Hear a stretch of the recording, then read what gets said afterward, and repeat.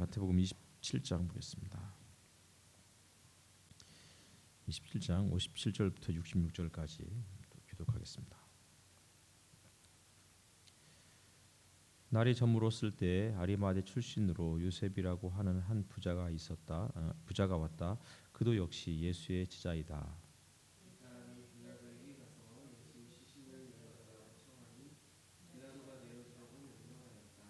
그래서 요셉은 예수의 시신을 가져다가 깨끗한 삼배로 싸서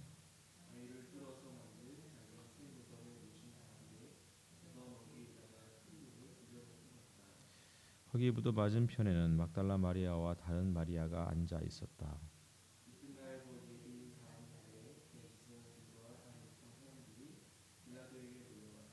말하였다. 각하 세상을 미혹하던 그 사람이 살아있을 때 사흘 뒤에 자기가 살아날 것이라고 말한 것을 우리가 기억하고 있습니다.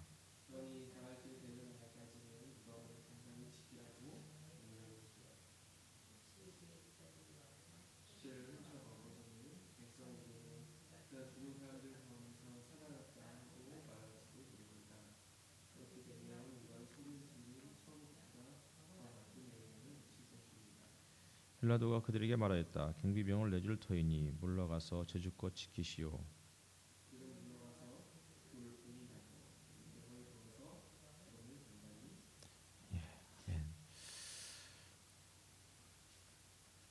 오늘 27장 56절 이하에는 이제 두 부류의 사람이 이제 처음에 등장하죠. 처음에는 아리마대 사람이 아리마대 요셉이죠. 그가 처음에 등장을 하죠.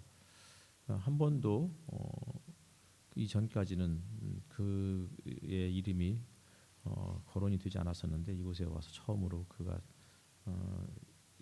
일종의 그의 정체성이 드러나는 부분이고, 근데 그의 상황을 보니까 부자다 이렇게 이야기를 해요. 부자였던 아리마대의 출신 요셉. 근데 여기서 그도 역시 예수의 제자이다 이렇게 이야기를 하고 있어요. 그가 언제 예수를 믿게 되었는지는 잘 모르겠어요. 하지만 처음으로 이곳에서 그도 역시 예수의 제자라고 그렇게 이야기를 해주고 있죠. 또 요한복음에 보면은 뭐 니고데모와 더불어서도 또 요셉이 예수님의 장례를 치른 중요한 한 사람으로 이렇게 소개가 되고 있어요.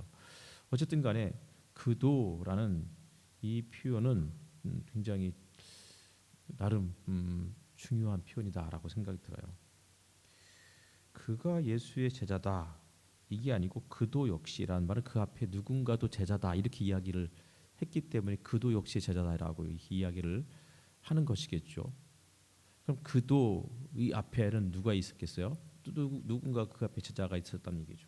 근데 바로 앞에 보면은 56절에 그들 가운데는 막달라 출신 마리아와 야고보와 요셉의 어머니 마리아, 세베대 아들의 어머니가 있었다 이렇게 이야기를 해요.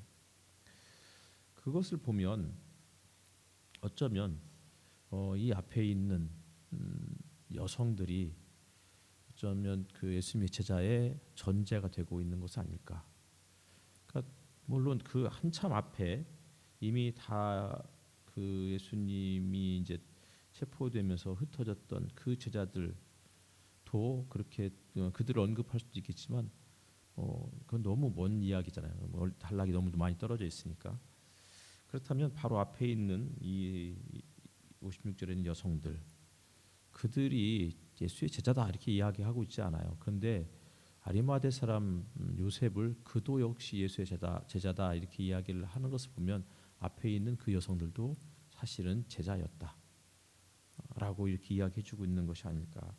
근데 이 당시에는 여성이 예수의 제자가 되기가 참 어려웠던 그런 시기였기 때문에 이렇게 그들을 제자라고 말하지 않고 오히려 아리마대 요셉을 그도 역시 제자였다라고 그렇게 표현함으로써 앞에 있는 여성들을 긍정해 주는 것은 아니었을까 이렇게 또 이해를 해볼 수도 있을 것 같아요.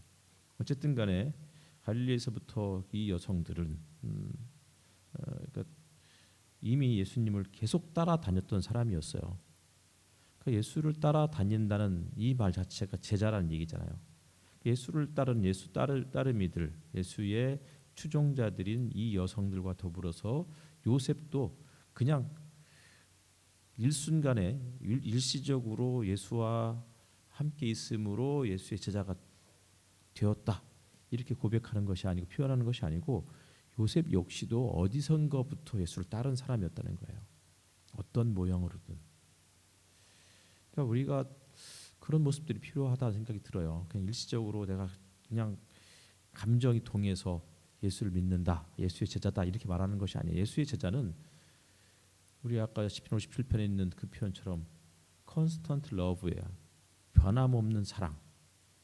그러니까 따른다는 것은요, 꾸준함이 전자가 되어야 되는 거예요. 그러니까 아리마대 요셉 역시도 꾸준하게 어디에서부턴가 예수를 믿기 시작하고 예수의 제자가 되려 결심한 이후부터는 따라다니는 거예요. 한 시간 예수의 말씀을 들었다고 제자가 되는 게 아니에요.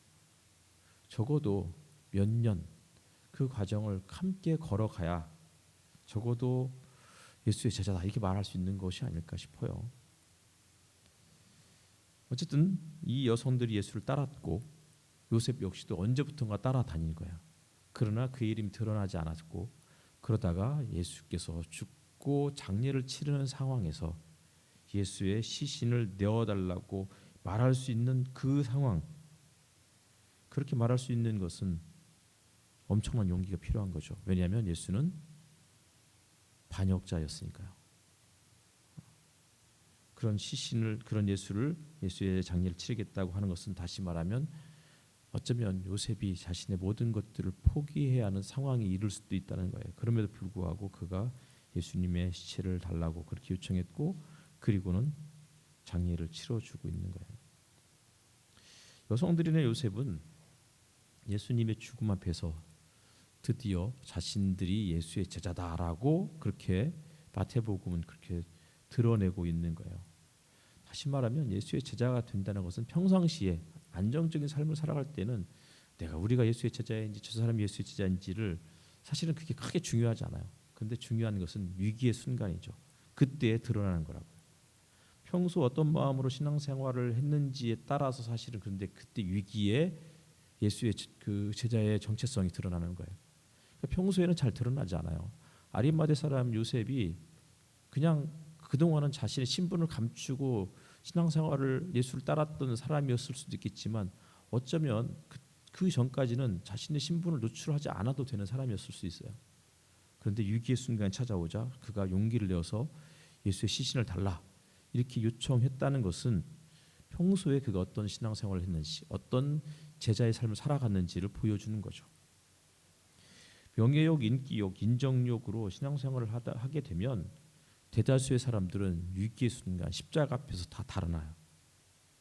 하지만 평소에도 자신의 욕망을 충족하기 위한 자신을 요새 뭐 그런 거 있잖아요. 자기를 계속해서 사는 사람들에게 이제 인정받기를 원하는 사람 이런 것들이 있죠. 그런데 그런 것들이 아니고 묵묵하게 제자로 살아가려고 애쓰는 사람은 위기의 순간에 제자의 진면목을 발휘하게 되는 것이 아닐까라는 생각이 들었어요. 그리고서 또 하나의 재미있는 표현이 뭐냐면 그 61절이죠. 그러니까 요셉이 예수님의 시신을 달라고 해서 그를 위해서 장례를 치르고 바위를 뚫어서 만든 그 새 무덤, 자기의 소유의 무덤에 예수님의 시신을 안치해요. 막대한 굉장히 큰 돈이 장례 비용이 드는 거예요. 여기까지는 요셉이 정말 멋있는 사람이에요. 근데 61절에 보면은 거기 무덤 맞은편에 막달라 마리아와 다른 마리아가 앉아 있었다는 거예요. 굉장히 중요한 표현이라는 생각이 들어요.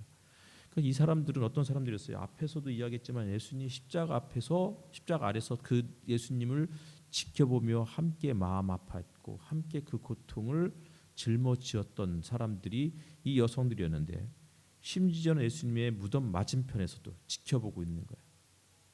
요셉이 모든 것들을 하도록 요셉이 장례를 주도하고 있지만 십자가 앞에서 묵묵히 예수를 지켜보았던 이 여성들이 무덤 앞에서도 묵묵히 예수를 지켜보고 있는 거예요. 이게 진정한 제자의 모습인 거죠. 그러니까 여성들이 할 수 있는 일이 없어서가 아니에요. 신앙생활을 하다 보면 뭐 여러 가지 여건에 따라서 어떤 사람들은 전면에 나서고 어떤 사람들은 늘 지켜보는 입장이 있어요. 그런데 전면에 나서는 사람만 있어서는 안 되는 거죠. 전면에 나서는 사람이 있는 것 있어야 되지만 또 한편으로는 그 앞에서 맞은편에서 지켜보는 사람들이 반드시 있어야 돼요. 그렇지 않으면 신앙생활할 때 특히 교회를 이룰 때 정말 계속 앞에서 나서는 사람만 있고 뒤에서 이름 없이 빛도 없이 그 자리를 지켜가는 사람이 없다면 교회는 제대로 세워져 갈 수가 없을 거예요. 그래서 앞에서 나서는 사람, 또 묵묵히 지켜보는 사람, 또 이름 없이 빛도 없이 그냥 침묵하면서 기도하고 자신의 신앙생활을 감당하는 사람, 이런 사람들이 함께 있어야 되는 것 같아요. 그래야 교회가 잘 세워져 갈 수 있고 그래야 복음서가 완성이 되는 거예요.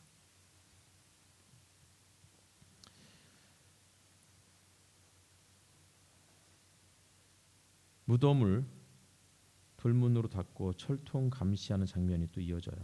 하지만 예수님의 부활을 막을 수는 없었어요. 십자가가 불의한 인간의 승리처럼 보이지만 사실은 요한복음 19장에 있는 말씀처럼 예수님이 내가 다 이루었다, 내가 이겼다라고 선언하시고서 숨을 내쉬셨죠. 불의한 인간의 승리처럼 보이는 십자가가 사실은 하나님의 승리의 현장이었고, 그리고 나아가서 그를 믿는 제자들의 승리이기도 했습니다.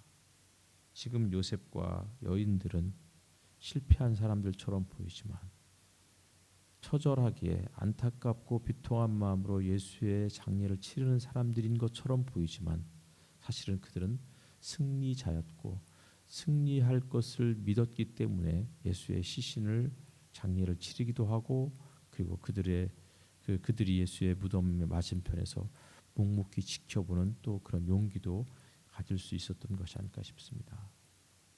고난 주간 오늘 마지막 날입니다. 오늘이 지나면 예수께서 이제 새벽에 57편에 있는 그 말씀처럼 새벽을 깨우는 그 모습이 부활의 그 아침에 이루어질 것이고, 그리고 그 부활의 그 새벽의 그 아침에 새벽을 깨우는 그 현장에 또다시 여성들이 예수님을 찾아가서 만나게 될 것입니다. 언제 우리의 고난이 끝이 날지는 우리가 알 수 없지만, 그러나 묵묵히 우리의 마음을 주님께 확정짓고 진실한 그 주님의 그 진실하심과 주님의 한결같은 그 사랑으로 우리가 함께 이 고난을 통과해내는 국민교회 모든 성도들이 되었으면 좋겠습니다. 우리 함께 기도드리겠습니다.